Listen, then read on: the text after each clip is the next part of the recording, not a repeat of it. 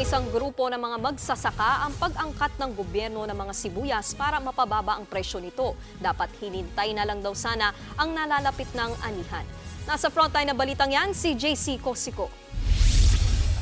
Hindi lang mga karne at isda ang nagmamahal ngayon dahil kasama na sa listahan ang sibuyas. Sa Mega Q-Mart sa Quezon City, tumaas ng 20 hanggang 40 pesos ang kada kilo ng pula at puting sibuyas. Naglalaro na kasi sa 160 hanggang 180 pesos kada kilo ang pulang sibuyas na nooy 140 pesos lang, habang nooy 100 pesos kada kilong puting sibuyas, pumapalo na sa 120 hanggang 140 pesos. Kaya ang mga mamimili kanya-kanya munang diskarte.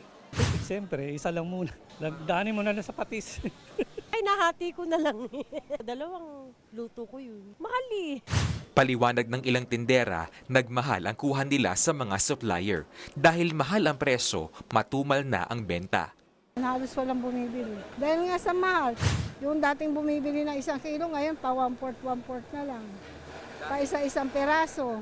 Ngayong buwan kasi, nanganganib maubos ang 8,500 metric tons na stock ng pulang sibuyas at ang 1,628 metric tons naman sa puti.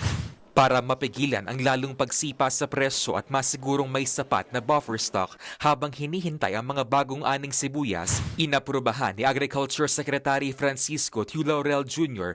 ang pag-import sa 3,000 metric tons ng red onions, 1,000 metric tons naman sa white onions. Giit ng DA, ayaw na nilang maulit ang krisis noong 2022 kung saan umabot sa 700 pesos kada kilo ang bentahan ng sibuyas dahil sa kulang na supply at delay sa importation.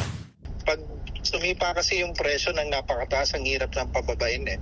Buwelta naman ng grupong Samahang Industriya na Agrikultura o SINAG, bakit tila minamadali ng gobyerno ang pag-aangkat ng sibuyas. Nadali lang naman daw ng ilang linggo ang pagtatanim ng mga magsasaka dahil sa bagyong Pepito noong nakaraang taon. Bakit di nilang daw hintayin ang anihan bago mag-angkat?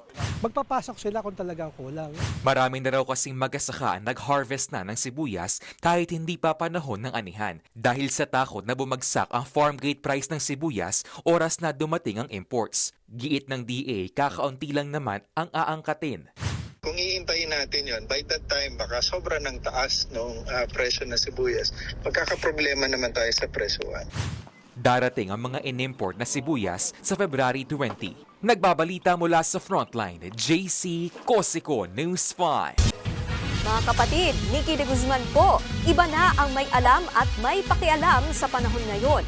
Para sa tuloy-tuloy na balitaan sa Frontline kahit weekend, mag-follow at mag-subscribe sa social media pages ng News 5.